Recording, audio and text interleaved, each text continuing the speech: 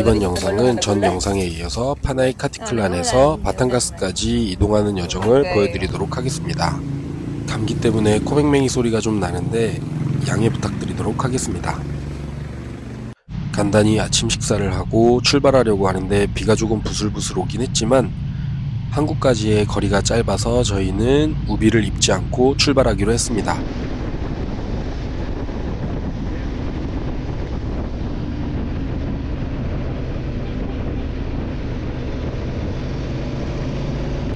트럭 앞을 지나가는데 트럭이 높아서 저희를 보지 못했나봐요. 아찔한 순간이었습니다.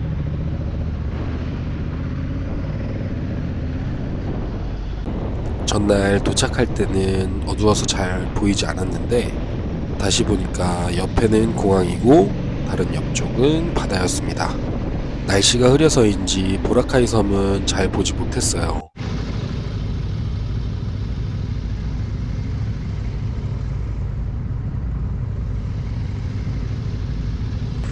배에 타도 좋다는 시그널이 떨어져서 저희 팀에서 제가 제일 먼저 패스트캣에 탑승했습니다. 파나이 섬 카티클란 항구에서 민도로 블랄라카오 항구까지의 여정은 약 3시간 정도 배를 타고 이동해야 했습니다. 민도로 섬에 도착을 하면 또 야간 라이딩을 해야 했기에 저희는 잠을 청했습니다.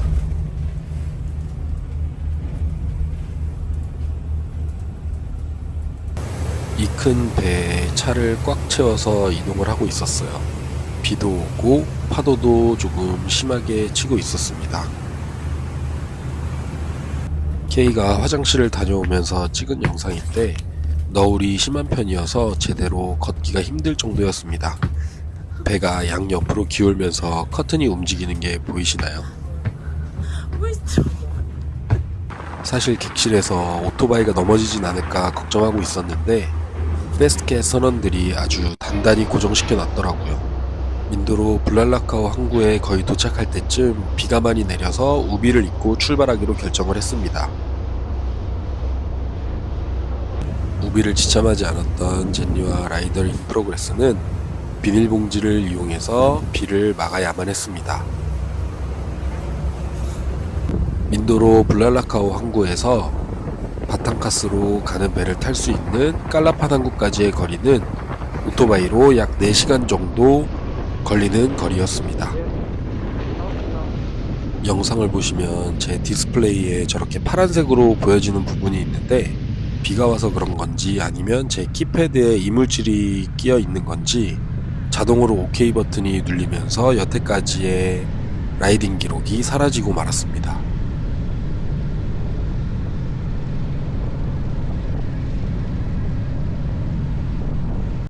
민도로 섬을 달릴 때의 느낌은 우리나라로 치면 고속도로를 달리는 느낌이었습니다.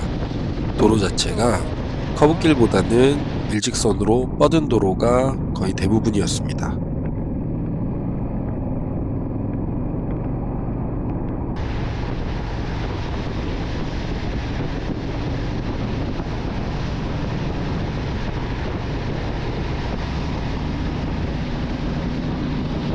제가 필리핀에서 라이딩을 하고 다니면서 한 가지 느꼈던 점이 있는데 지금 보시는 것과 같이 뒤에서 저렇게 보조 라이트를 환하게 켜고 달리는 것을 자주 볼 수 있습니다.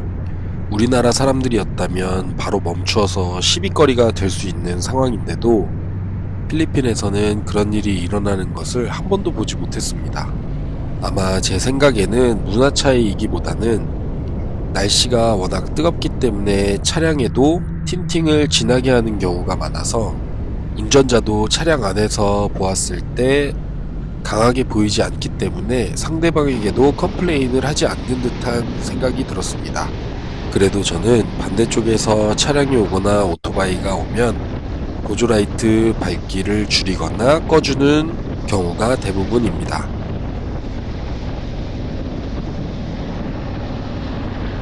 오래 달려왔다고 생각을 했는데 아직 절반밖에 오지 못했다는 것을 알게 되었어요. 그래도 저희는 라이딩을 할 때 인터컴을 통해서 이런저런 얘기를 나누면서 오기 때문에 그리 지루하지만은 않습니다. 사실 저희는 RI, COA 그리고 인터컴으로는 세나를 보유하고 있지만 현재 필리핀 헬멧 브랜드인 질레 헬멧과 계약 관계가 되어 있어서 현재 저희 팀은 질레 헬멧을 착용하고 질레 GP10이라는 인터컴을 사용하고 있습니다. 질레의 GP10 같은 경우에는 그룹 메시 인터컴이 가능해서 저희 팀 전체가 대화를 하면서 라이딩을 할 수 있습니다.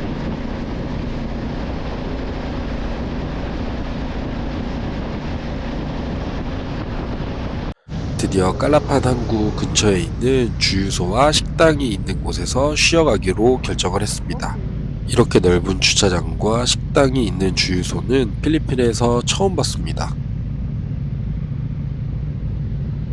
저희는 간단히 식사를 한 후에 칼라판 항구로 이동을 했습니다. 조금 더 쉬어갔으면 하는 바람이 있었지만 우리가 예정한 시각보다 이른 배 스케줄이 있는 것을 알고 급하게 출발을 해서 항구로 이동을 했습니다.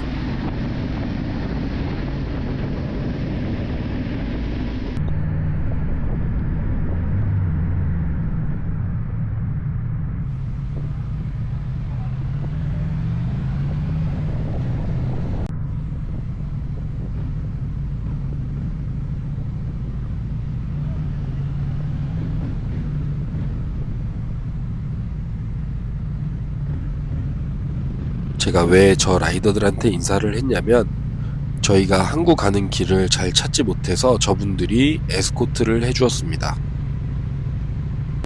배 시간이 얼마 남지 않았었기 때문에 서둘러서 티켓을 구매하고 저희는 탑승장으로 이동을 했습니다.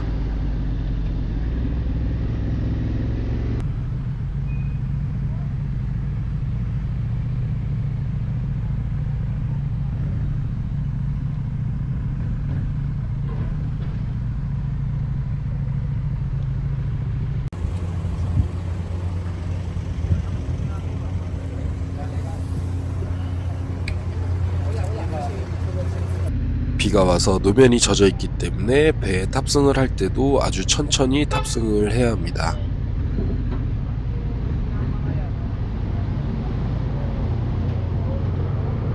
깔라판 항구에서 바탕카스 항구까지의 걸리는 시간은 약 1시간 반 정도였습니다.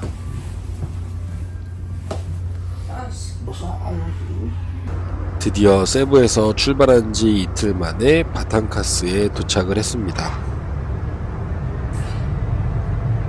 다른 항구와 다르게 큰 배도 엄청나게 많고 불빛이 환하게 켜져 있었습니다.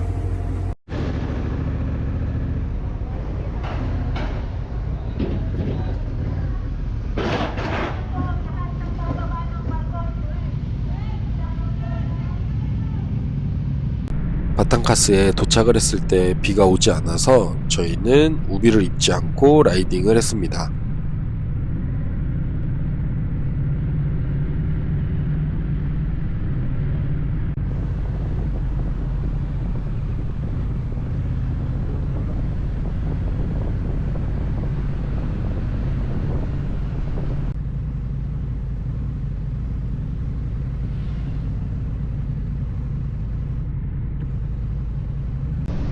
오토바이를 타고 생애 처음으로 고속도로를 진입한다고 생각하니 가슴이 떨리기도 했습니다. 고속도로 입구에 도착을 했을 때 우리나라로 따지면 하이패스, 필리핀으로 따지면 RFID 스티커를 구매하려고 했는데 밤이 늦어서인지 그 시간에는 구매할 수가 없었습니다.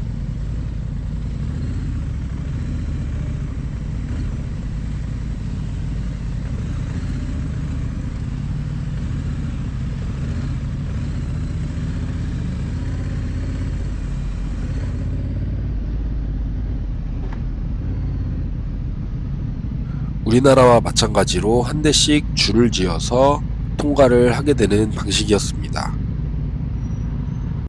RFID 스티커가 없어서 현금으로 결제해야 한다고 말을 했더니 QR코드가 찍혀있는 종이 한 장을 주셨습니다.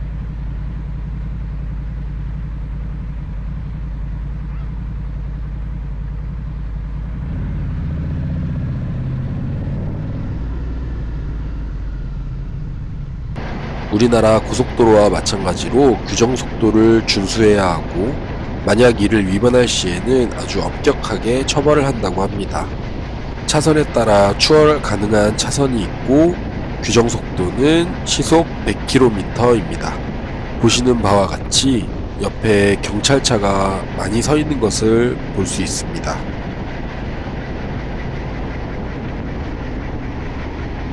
지나가다 보면 저렇게 휴게소를 볼 수 있는데, 휴게소도 우리나라와 비슷하게 주유소 그리고 편의점 등이 위치해 있습니다.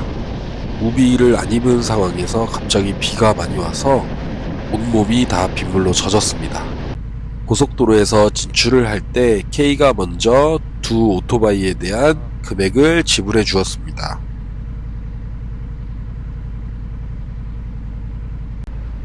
그래서 저는 전에 받은 QR코드가 찍힌 종이를 주고 영수증을 받고 나올 수 있었습니다.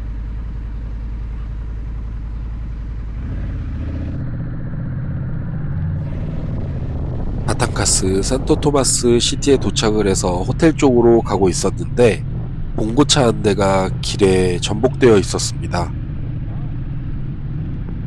그래서 저희는 옆으로 우회를 하면서 그 차량을 봤는데 앰뷸런스였습니다. 깜짝 놀랐어요.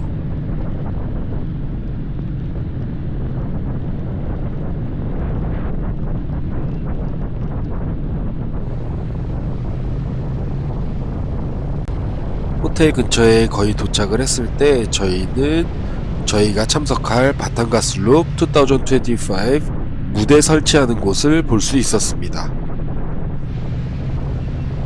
이미 저희의 헬멧 회사인 질레에서도 부스를 설치해 놨더라고요.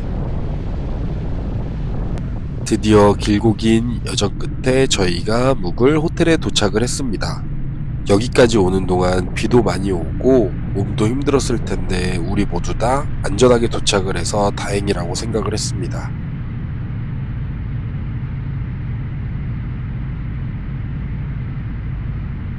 다음 날부터 있을 행사 때문에 시끄러울 수 있으니 주의하라는 문구도 있네요.